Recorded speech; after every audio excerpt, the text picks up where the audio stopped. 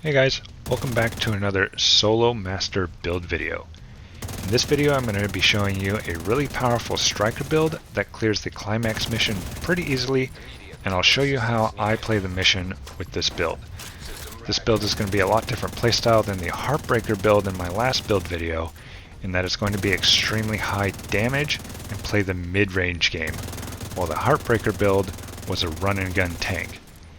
Now if a run and gun tank is more your style and you haven't seen my last build video, I'll leave a link to it down in the description below. But with that, let's take a look at this build. Alright, so because this build is going to be played a little bit more passively and at medium range, we're not going to have a ton of armor and we're not going to have any protection from elites in this build. So we're going to be running 4-piece striker, the coyote mask, and the fox pair knee pads. So let's take a look at the backpack first. So the 4-piece bonus on the striker gear set is Striker's Gamble. This is basically going to give us plus 65% total weapon damage at 100 stacks. This is going to have weapon damage, crit chance, and this has the talent risk management. This is going to increase our total weapon damage gain per stack of Striker's Gamble from 0.65 to 0.9. So this is going to increase our weapon damage from 65% to 90% at full stacks. For the chest, I'm going to have armor, crit damage, and a crit damage mod on here. And this is going to have the talent Press the Advantage, and this is going to increase our max stacks from 100 to 200. So at full stacks, we're going to now be getting 180% increased weapon damage from this gear set.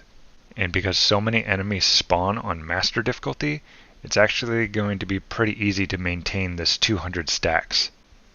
For the gloves, I have weapon damage, crit damage, and the holster, armor, and crit chance. For the knee pads, I have weapon damage, damage to targets out of cover, and crit chance. And I'm using these knee pads mainly for this damage to targets out of cover. And the last piece is going to be the Coyote's Mask. This is going to have weapon damage, crit chance, crit damage, and a crit damage mod on here. This is going to have the talent pack Instincts.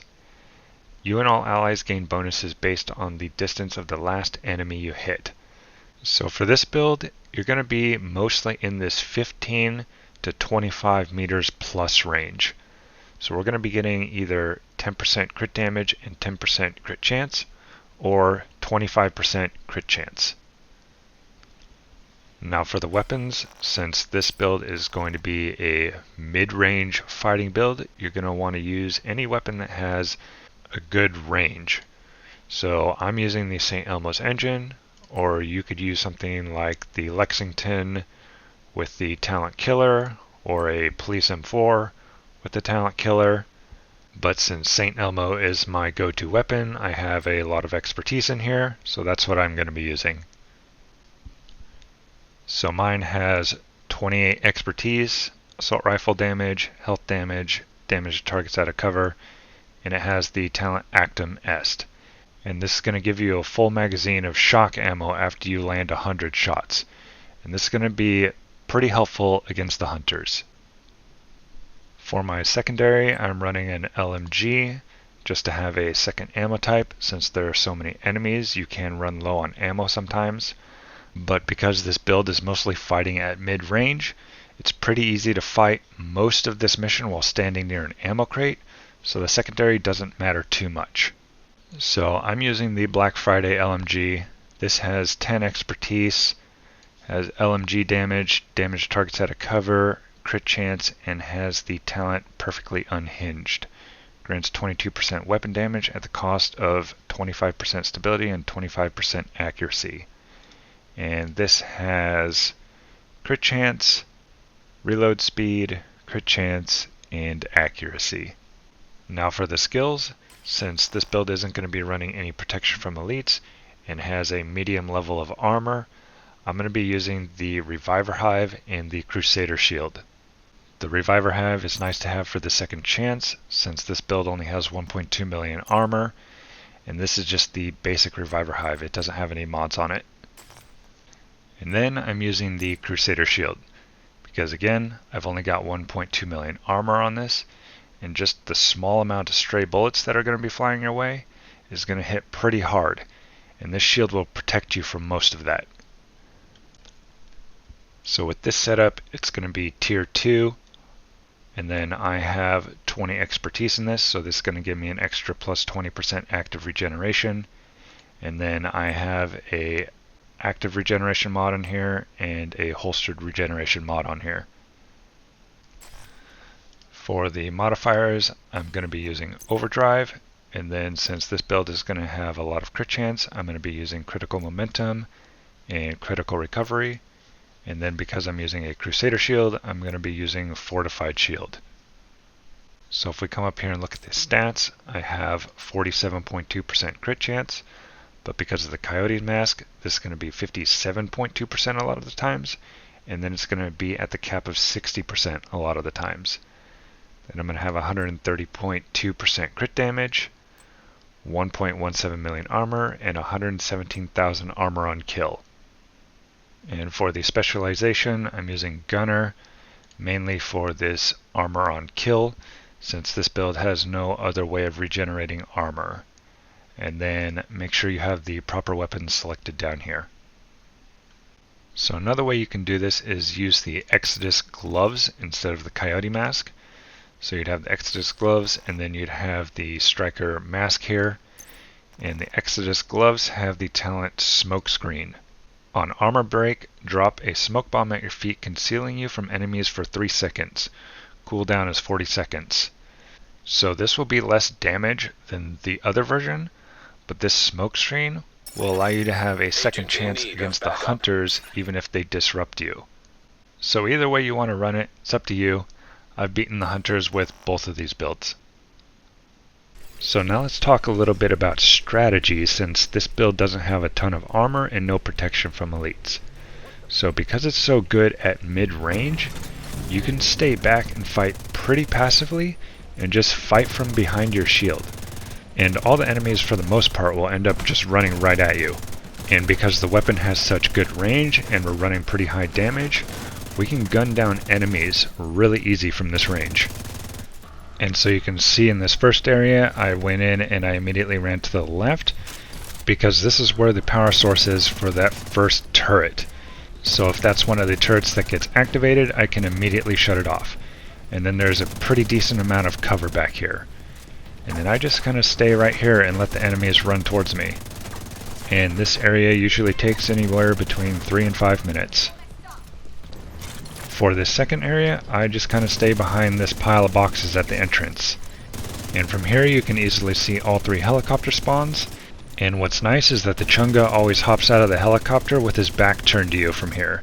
So it's really easy to hit his grenade pouch and kill him almost instantly.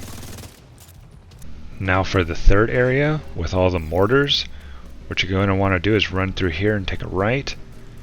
And then this is where the initial enemy spawn, you're just going to run right past them. Sometimes they'll see you and you'll have to kill a few of them before you can run through here, but in this case I just ran right past them. And then you're going to run and hide up here behind this truck. Now up here on this truck is completely safe from the mortars. I've done this part many times now, and I've never once been shot at by a mortar up here. Now this strategy won't win you any speed awards, but it is very safe, and all the enemies will eventually funnel their way through here. And for me, this part usually takes about 4 or 5 minutes. Then if you start to run low on ammo, you can hop off the truck, and then there's an ammo crate right inside this tent. Then when the hunters spawn, I run and grab some ammo, and then I retreat to the back of this tent. And then I hide in this corner right here. And then I just play this angle right here. Now when you start shooting, all 4 of them are going to run into this area right outside this tent. And I just kind of play peekaboo with them until I get 2 of them. And this part can depend a lot on what the hunters do. This particular fight took about 3 minutes, but I've done it as fast as 2 minutes, and it's taken as long as about 8 minutes. So now you can see here, one of the hunters just decides to stand out in the open for me. So I hit him with 1 full magazine, and then I get shock ammo, and then stun lock him so he couldn't run even if he wanted to. And then I almost got that third hunter down right there. But since there's 2 of them left now, I play a lot more aggressively. I push up, do so much damage, we gun down that one real easy. And then you can see right here, super lucky I wasn't disrupted. That's why I still like to run the Reviver Hive. Now that it's just one-on-one, I push up and be really aggressive with him. Try and get right in his face so I can get my shock ammo, and then just stun him. So right here, he hides behind this forklift, so I use this opportunity to get right up on him. And unfortunately, I didn't have like 5 more bullets in my magazine. But here you can see I stun lock him and completely strip his armor, and then done. Now for this next part, I pretty much just stay back in this area behind this truck, because this is where the ammo crate is. And because we have such good range, we can pop our head out a little bit and just gun down anything that runs at us. But everyone's basically going to end up rushing you back here anyway, so you don't really have to do much.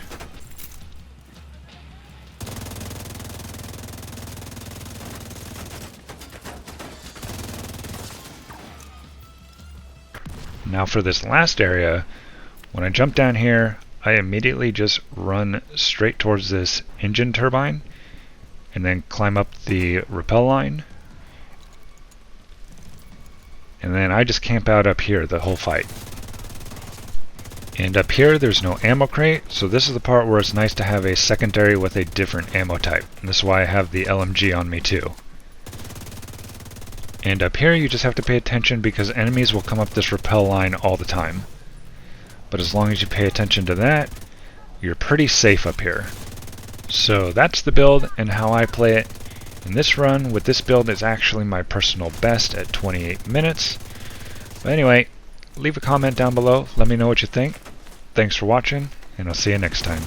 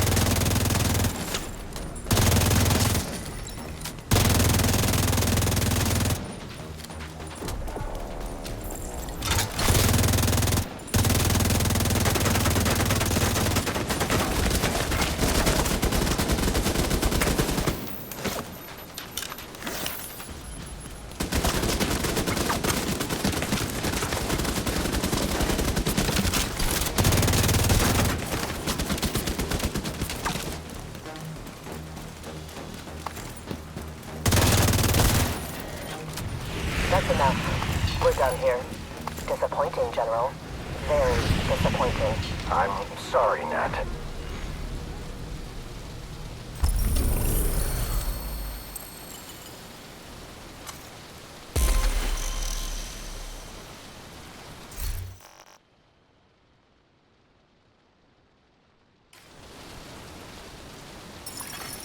Agent in need of backup.